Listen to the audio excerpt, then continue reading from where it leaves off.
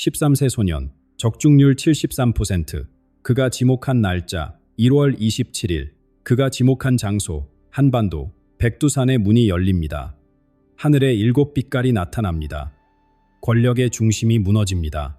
중국 스갭성의 류밍천, 그의 예언이 지금 동아시아를 뒤흔들고 있습니다. 그런데 이상합니다. 지금 대한민국을 보십시오. 정치, 경제, 사회 분위기 이미 시작된 것 같지 않습니까? 오늘 우리는 그의 예언을 하나하나 검증합니다. 믿고 안 믿고의 문제가 아닙니다. 알고 준비하느냐, 모르고 당하느냐의 문제입니다. 류밍천이라는 이름을 기억하십시오. 스갭성 깊은 산골에서 태어난 이 소년은 10살이 되던 해부터 이상한 꿈을 꾸기 시작했습니다. 처음에는 부모도 마을 사람들도 대수롭지 않게 여겼습니다.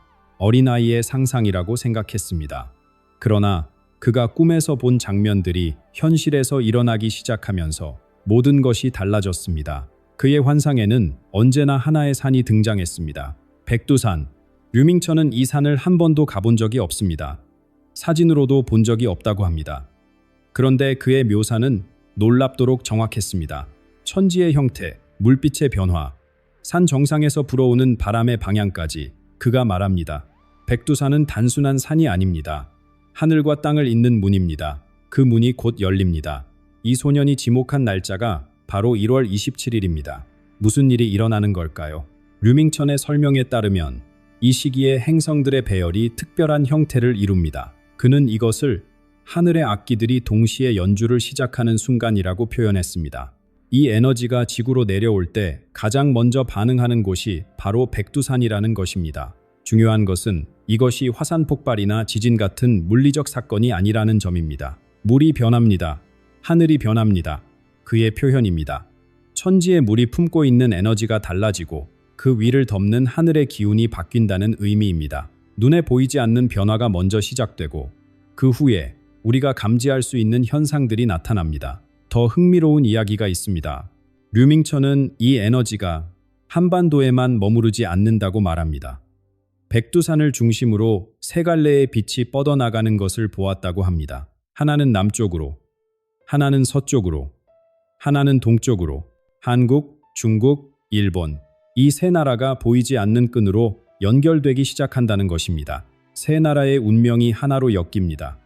한 곳에서 일어난 일이 다른 곳에 영향을 주고 그 파장이 다시 돌아옵니다. 우리 조상들은 백두산을 민족의 영산이라 불렀습니다. 단순히 가장 높은 산이어서가 아닙니다. 이 산이 품고 있는 기운이 한민족의 정신과 연결되어 있다고 믿었기 때문입니다.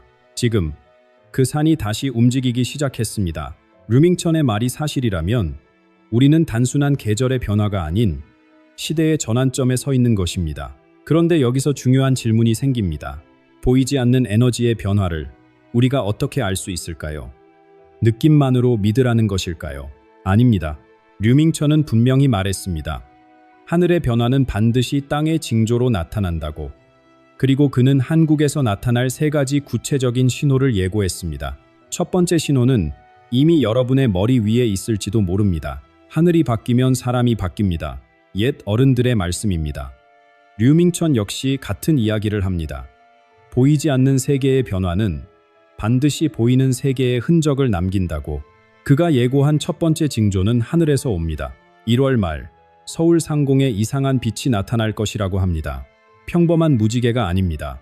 색의 순서가 뒤바뀌거나 존재하지 않아야 할 색이 보이거나 해가 없는데도 빛이 퍼지는 현상. 류밍천은 이것을 거꾸로 된 무지개라고 불렀습니다. 기상학자들이 나서서 설명하려 할 것입니다. 대기 굴절, 빙정 현상, 도시 오염 물질의 반사, 여러 이론이 쏟아질 것입니다. 그러나 어떤 설명도 완벽하게 들어맞지 않을 것입니다. 무언가가 빠져 있다는 느낌, 설명되지 않는 부분이 남는다는 불편함, 그것이 바로 신호입니다. 과학의 언어로 다 담을 수 없는 일이 일어나고 있다는 증거입니다. 두 번째 징조는 사람들 사이에서 나타납니다. 지금 대한민국의 정치 상황을 보십시오. 긴장이 고조되고 있습니다. 류밍천은 이 긴장이 곧 폭발한다고 말합니다. 국회 안의 갈등이 거리로 쏟아져 나옵니다. 시민들이 광장으로 모이고 서로 다른 목소리가 충돌합니다. 단순한 정치 싸움이 아닙니다. 이것은 사회 전체가 두 갈래로 갈라지는 시작점입니다. 변화를 원하는 사람들과 지금을 지키려는 사람들. 이 분열은 올여름까지 계속 깊어질 것입니다. 가족 안에서도, 친구 사이에서도, 직장 동료들 사이에서도 보이지 않는 선이 그어지기 시작합니다. 고통스러운 과정입니다. 그러나 피할 수 없는 과정이기도 합니다. 세 번째 징조는 숫자로 나타납니다. 주식 시장을 보십시오. 부동산 시장을 보십시오. 취업 시장을 보십시오. 류밍천은 이 세 가지 지표가 동시에 흔들리기 시작한다고 예고했습니다. 코스피가 하락합니다. 부동산 가격이 무너지기 시작합니다. 일자리가 줄어듭니다. 이것은 갑자기 찾아온 재앙이 아닙니다. 오랫동안 안에서 썩어가던 것이 마침내 겉으로 드러나는 것입니다. 화려한 성장 뒤에 숨겨져 있던 균열, 외면해왔던 문제들, 언젠가는 터질 것을 알면서도 모른 척했던 것들, 그 모든 것이 한꺼번에 수면 위로 떠오릅니다. 아프지만 이것이 치유의 시작입니다. 병을 고치려면 먼저 병이 있다는 것을 인정해야 합니다. 숨기고 덮어둔다고 사라지지 않습니다. 터져 나와야 비로소 치료가 가능해집니다. 하늘의 이상한 빛, 거리의 분노, 숫자의 하락, 이 세 가지가 거의 동시에 나타날 것입니다. 그러나 류밍천은 여기서 멈추지 않았습니다. 자연과 사회의 징조는 시작에 불과하다고 했습니다. 진짜 충격은 다른 곳에서 온다고. 그가 다음으로 가리킨 곳은 이 나라를 이끌어온 사람들, 바로 권력의 중심부였습니다. 권력은 영원하지 않습니다. 역사가 우리에게 가르쳐준 진실입니다. 아무리 단단해 보이는 체제도, 아무리 굳건해 보이는 지도자도 때가 되면 무너집니다. 류밍천은 그때가 바로 지금이라고 말합니다. 1월 말, 대한민국 정치판에 불이 붙습니다. 그동안 쌓여왔던 갈등이 한꺼번에 터져 나옵니다. 국회는 마비되고 여당과 야당은 서로를 향해 칼을 겨눕니다. 타협이라는 단어는 사라지고 오직 승리 아니면 패배만 남습니다. 정치인들의 싸움이 방송을 타고 거실로 들어옵니다. 식탁 위에서, 카페에서, 직장 휴게실에서 사람들이 편을 가르기 시작합니다. 그러나 진짜 충격은 예상치 못한 곳에서 옵니다. 류밍천이 본 환상 중 가장 구체적인 장면이 있습니다. 높은 자리에 있는 누군가가 갑자기 쓰러지는 모습, 심장이 멈추거나 뇌 혈관이 터지거나 어느 쪽이든 결과는 같습니다. 갑작스러운 공백, 준비되지 않은 혼란, 그가 누구인지는 말하지 않았습니다. 다만 이렇게 표현했습니다. 그림자가 가장 긴 사람이 먼저 넘어집니다. 이 사건은 단순한 개인의 비극으로 끝나지 않습니다. 권력의 중심에 구멍이 뚫리면 그 빈자리를 차지하려는 자들이 움직이기 시작합니다. 물밑에서 벌어지던 암투가 수면 위로 드러납니다. 국민들은 혼란 속에서 누구를 믿어야 할지, 무엇이 진실인지 알 수 없게 됩니다. 그리고 이 과정에서 사회는 정확히 둘로 쪼개집니다. 절반은 외칩니다. 이참에 다 바꾸자, 썩은 것들을 모두 드러내자. 나머지 절반은 두려워합니다. 지금 무너지면 우리에게 남는 것은 무엇인가? 질서를 지켜야 한다. 둘 다 틀린 말이 아닙니다. 둘 다 진심입니다. 그래서 더 고통스럽습니다. 가족이 갈라집니다. 오랜 친구가 등을 돌립니다. 같은 말을 해도 다르게 들립니다. 상대방이 적으로 보이기 시작합니다. 이것은 단순한 의견 차이가 아닙니다. 세상을 바라보는 근본적인 시각의 충돌입니다. 류밍천은 이 분열이 필연적이라고 말합니다. 새로운 것이 태어나려면 낡은 것이 부서져야 합니다. 하나였던 것이 둘로 나뉘어야 나중에 더 온전한 하나로 다시 합쳐질 수 있습니다. 지금의 고통은 미래의 통합을 위한 준비 과정입니다. 하지만 시련은 여기서 끝나지 않습니다. 정치적 혼란이 사람들의 마음을 어지럽히는 동안 또 다른 충격이 지갑과 통장을 덮칩니다. 권력의 위기는 곧 경제의 위기로 번져갑니다. 1월 27일부터 2월 5일, 류밍천은 이 열흘을 가장 위험한 시기로 지목했습니다. 무슨 일이 벌어지는 걸까요? 전쟁이 나는 것도 아닙니다. 폭동이 일어나는 것도 아닙니다. 겉으로 보기에는 아무 일도 없는 것처럼 보일 수 있습니다. 그러나 그것이 바로 문제입니다.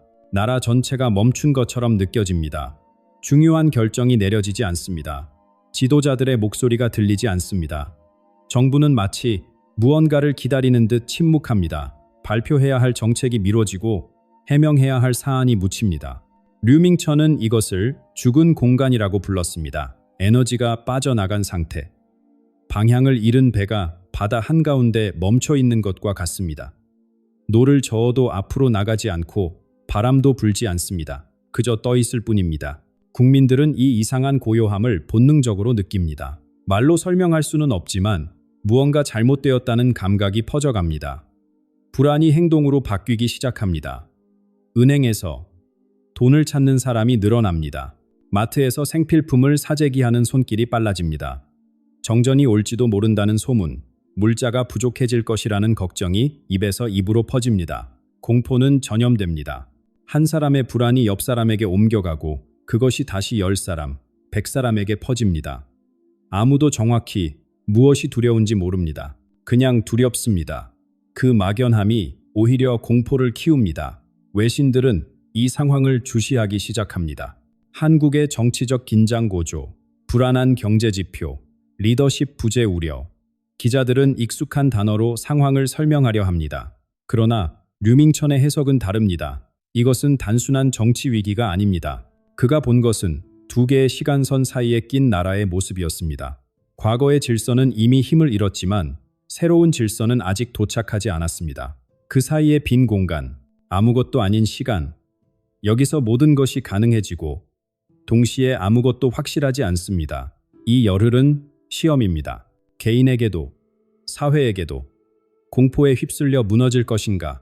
아니면 고요함 속에서 중심을 지킬 것인가? 류밍천은 말합니다. 이 시기를 어떻게 보내느냐가 앞으로의 방향을 결정한다고.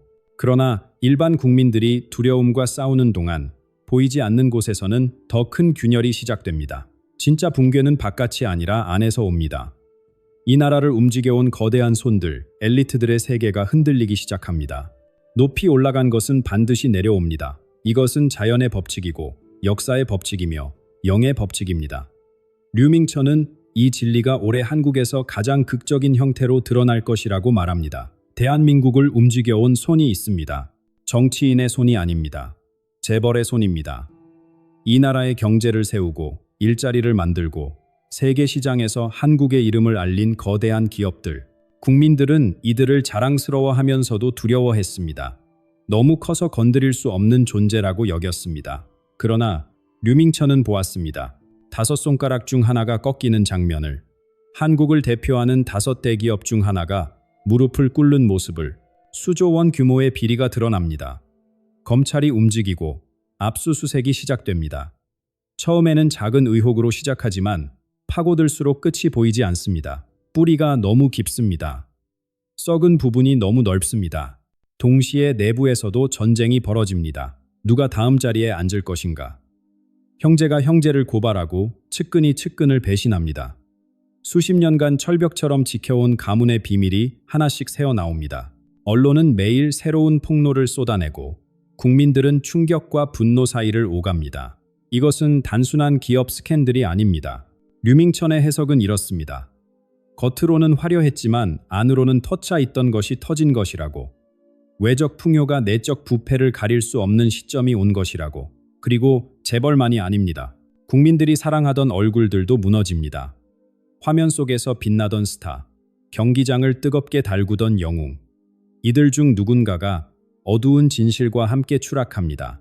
마약, 범죄, 숨겨온 이중생활.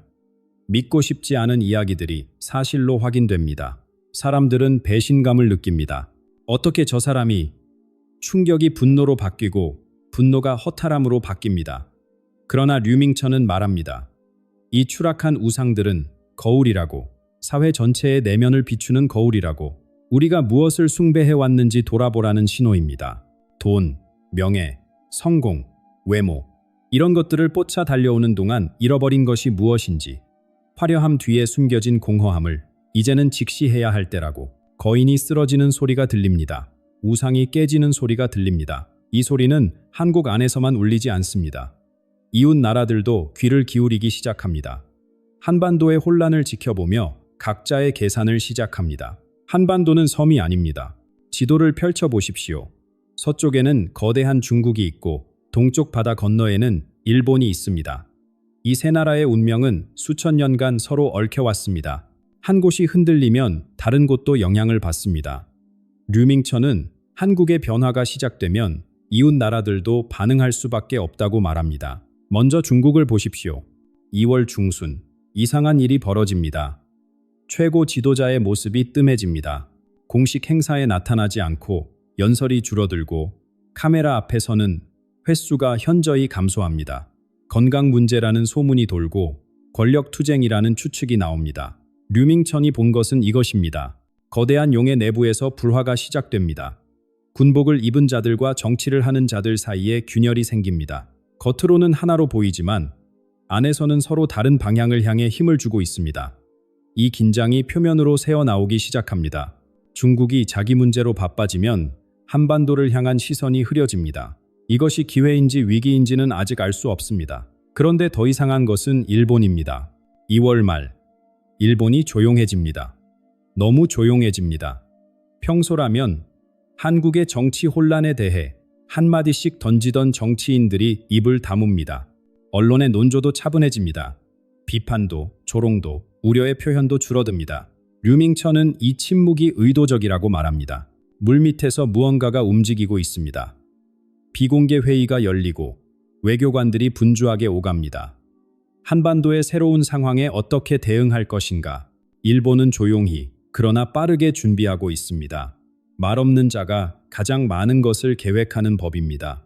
그리고 이 시기 자연도 반응합니다. 동아시아 전역에 이상 기후가 나타납니다. 예상치 못한 곳에 눈이 내리고 기온이 급격하게 오르내립니다. 기상학자들은 이례적이라는 말을 반복하지만 명확한 원인을 찾지 못합니다. 류밍천의 설명은 다릅니다. 백두산의 에너지가 불안정해지면서 주변 전체에 영향을 미치고 있다는 것입니다. 땅속의 기운이 흔들리면 하늘의 날씨도 흔들립니다. 보이지 않는 세계의 변화가 보이는 세계로 스며 나오고 있습니다. 중국은 안으로 무너지고 있습니다. 일본은 숨을 죽이고 지켜보고 있습니다. 날씨마저 평소와 다릅니다. 모든 것이 연결되어 있습니다. 한반도에서 시작된 변화의 파동이 점점 넓게 퍼져가고 있습니다. 그러나 이 모든 국제적 소용돌이의 한가운데 류밍천이 가장 깊이 간직한 환상이 있습니다. 두 마리의 새가 서로를 향해 날아가는 장면, 남과 북 두 개의 봉황 이야기입니다. 류밍천의 환상 중 가장 아름다운 장면이 있습니다. 두 마리의 봉황이 하늘을 납니다. 서로 다른 곳에서 출발했지만 같은 방향을 향하고 있습니다. 처음에는 멀리 떨어져 있습니다. 그러나 점점 가까워집니다. 서로를 의식하기 시작합니다. 원을 그리며 선회합니다. 첫 번째 봉황은 붉은색과 푸른색으로 빛납니다. 태극의 색깔입니다. 대한민국을 상징합니다. 이 봉황은 아름답습니다. 날개가 두 개 온전히 달려있고 깃털이 화려합니다. 세계가 부러워하는 발전을 이루었습니다. 그러나 류밍천이 자세히 보니 이 봉황은 지쳐 있었습니다. 날갯짓이 느려지고 높이 오르지 못합니다. 안에서 싸우느라 기력을 다 써버린 것입니다. 두 번째 봉황은 노란 그림자 아래에 있습니다. 북녘의 새입니다. 이 봉황은 날개가 하나뿐입니다. 고립이 한쪽 날개를 앗아갔습니다. 자유롭게 날 수 없습니다. 그러나 류밍천은 이 새의 눈에서 꺼지지 않는 불꽃을 보았습니다. 한쪽 날개로도 태양을 향해 오르려는 집념. 절대 포기하지 않는 의지. 2월. 변화가 시작됩니다. 두 봉황이 서로를 알아봅니다. 북쪽에서 미사일이 날아오를 것입니다. 그러나 류밍천은 이것을 전쟁의 신호로 보지 않습니다. 오히려 반대입니다. 나도 여기 있다는 외침이라고 합니다. 나도 변화를 느낀다는 신호라고 합니다. 서로를 향한 첫 번째 눈짓입니다. 이 시기 자연도 움직입니다. 새들이 평소와 다르게 행동합니다. 개와 고양이가 불안해합니다. 동물들은 인간보다 먼저 느낍니다. 무언가 다가오고 있다는 것을. 그리고 3월부터 6월, 검은 겨울이 옵니다. 계절은 봄과 여름이지만 마음은 가장 춥습니다. 정치 위기와 경제 위기가 정점에 달합니다. 백두산 천지의 물이 흐려집니다. 맑던 물이 탁해지는 것은 낡은 질서가 무너지고 있다는 상징입니다. 그러나 류밍천은 분명히 말합니다. 이것은 끝이 아닙니다. 정화입니다. 새 것이 오려면 헌 것이 씻겨 나가야 합니다. 아이를 낳으려면 산골을 겪어야 합니다. 지금의 고통은 더 큰 탄생을 위한 준비입니다. 왜 올해일까요? 70년입니다. 분단 이후 70년이라는 세월이 흘렀습니다. 동양에서도 서양에서도 70년은 한 세대가 완전히 바뀌는 주기입니다. 영적으로 새로운 시작이 가능해지는 시간입니다. 우연이 아닙니다. 류밍천의 마지막 환상에서 두 봉황은 하나가 됩니다. 붉은색, 푸른색, 노란색이 어우러져 찬란한 황금빛 새가 탄생합니다. 이 새가 날아오를 때 그 빛이 한반도만이 아니라 온 세상을 비춥니다. 정치적 통일보다 먼저 영적 통일이 온다고 그는 말합니다. 마음이 하나 되면 나머지는 따라옵니다. 그렇다면 우리는 무엇을 해야 할까요? 류밍천이 전하는 세 가지가 있습니다. 첫째, 빚을 줄이십시오. 흔들리는 시기에 빚은 무거운 짐이 됩니다. 둘째, 가진 것을 나누어 두십시오. 한 바구니에 모든 달걀을 담지 마십시오. 셋째, 가장 중요한 것입니다.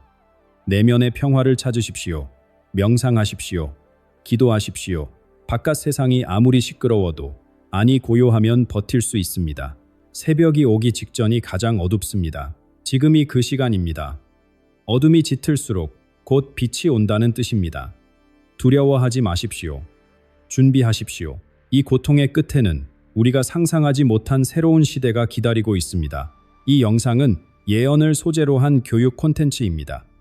미래를 단정짓거나 두려움을 조장하려는 것이 아닙니다. 다양한 관점에서 세상을 바라보고 스스로 생각하고 판단하는 데 도움이 되기를 바라는 마음으로 제작되었습니다.